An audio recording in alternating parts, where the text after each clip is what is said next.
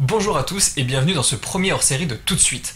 Alors ces hors-séries me permettront d'aborder d'autres sujets que ceux appartenant à la sphère des suites, des préquels et des dérivés de films, mais vous inquiétez pas, ce sera toujours en lien avec l'histoire du cinéma. Et pour bien démarrer, j'ai choisi de traiter un des sujets qui me tient le plus à cœur, c'est la 3D, le relief dans le cinéma.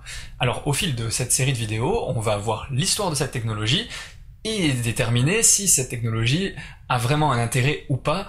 Encore, est-ce qu'elle a sa place dans nos cinémas? Vous avez sans doute tous déjà vu un film en 3D. Et si vous êtes de ma génération, vous avez sûrement vu votre premier film en relief, moderne, à la sortie d'Avatar en 2009, le film de James Cameron qu'on ne présente plus. Alors vous vous imaginez bien qu'il y avait un avant Avatar en termes de relief dans les cinémas, et c'est de ça qu'on va parler aujourd'hui dans ce premier épisode.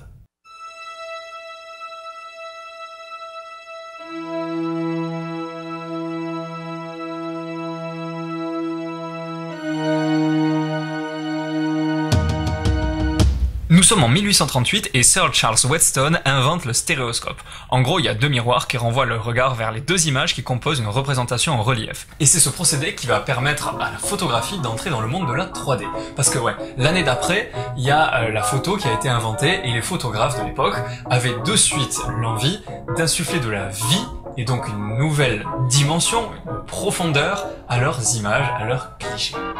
Alors il y avait plusieurs méthodes. Une qui consistait à prendre le sujet deux fois en photo en décalant l'appareil entre chaque prise, et une autre, plus efficace, qui consistait à prendre la photo simultanément avec deux appareils photo attachés l'un à l'autre et déclenchés en même temps.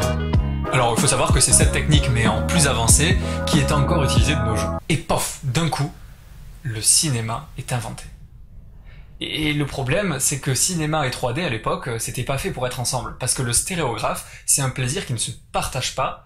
Ça se regarde tout seul, donc forcément, difficile d'être à plusieurs dans une même salle en train de regarder son propre film, c'est contraire à l'idée, au principe du cinéma même. Malgré tout, en 1915, soit à peu près 15 ans après l'invention du cinéma, même si les dates varient beaucoup, la 3D arrive au cinéma avec l'invention d'une technologie au nom barbare, l'anaglyphe. Mais alors qu'est-ce que c'est l'anaglyphe? Eh ben, figurez-vous que vous savez ce que c'est. L'anaglyphe, c'est ces lunettes-là, des lunettes... Les lunettes rouges et bleues, les fameuses lunettes rouges et bleues qu'on a tous eues, j'imagine, hein, vous tous vous l'avez déjà eu, par exemple dans des paquets de céréales ou des trucs comme ça. Et ces lunettes, elles avaient un avantage, c'est qu'elles permettaient de restituer un relief parfait, vraiment parfait. Malheureusement, cette technologie, elle a un gros point faible, elle donne des migraines, parce que le cerveau, il doit s'adapter à ces filtres de couleurs devant les yeux, etc. C'est pas naturel pour lui. Deuxièmement, elle a un autre désavantage, c'est que, comment dire, les films en noir et blanc, ça allait très très bien quand ils étaient en 3D et qu'on les regardait en anaglyphe. Mais par contre, dès qu'il y avait de la couleur, petit problème, disons que comme on avait un filtre rouge et un filtre bleu, ben, les couleurs rouges et les couleurs bleues étaient atténuées, délavées, c'était dégueulasse en fait au final. C'était vraiment pas beau à voir. Donc en gros, l'anaglyphe, c'est bien, pour le noir et blanc, c'est pas bien pour la couleur. Mais très très vite, il y a une nouvelle technologie qui a vu le jour, c'est celle des lunettes polarisées. Donc ce qui était bien avec les lunettes polarisées, c'est que on avait une belle restitution des couleurs et pas de maux de tête. Ça, c'est cool. Mais malheureusement, comme toute chose, ça a des points négatifs, et c'est pour ça que ça n'a pas vraiment percé à l'époque. On avait besoin de deux projecteurs, ça coûte cher, qui tournaient simultanément, et en plus on devait avoir un écran métallisé, ce qui n'était pas vraiment... voilà, c'était pas la mode à l'époque. Et c'est là que le premier âge d'or de la 3D au cinéma voit le jour. En effet, en 1952, la folie du relief s'empare d'Hollywood.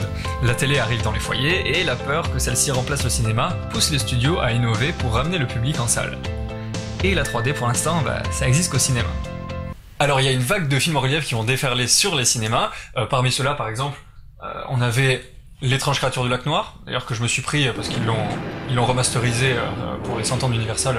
C'est une très bonne édition, d'ailleurs je vous la conseille, si vous avez un équipement 3D chez vous. Mais c'est pas L'étrange créature du lac noir qui va nous intéresser aujourd'hui, on va se focaliser sur deux petits films, deux grands films en fait.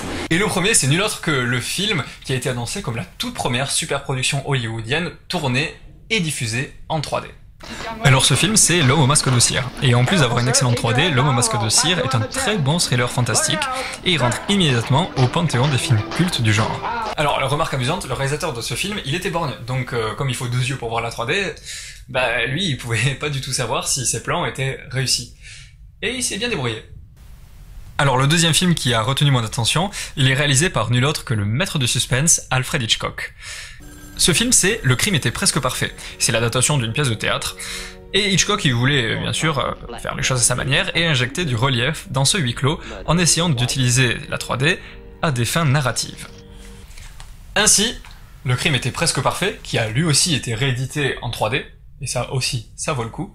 Il utilise des effets de jaillissement, mais avec parcimonie, vraiment pour marquer des scènes importantes narrativement, comme par exemple la scène de la tentative de meurtre ou la résolution de l'énigme. Mais malheureusement, cet âge d'or sera de courte durée parce qu'il se terminera en 1954. Alors la raison à cette chute de popularité, c'est la complexité du mode de diffusion. Les deux bobines, une pour chaque œil donc, devaient être parfaitement synchronisées, il fallait employer 2 projectionnistes pour toujours vérifier la projection simultanée.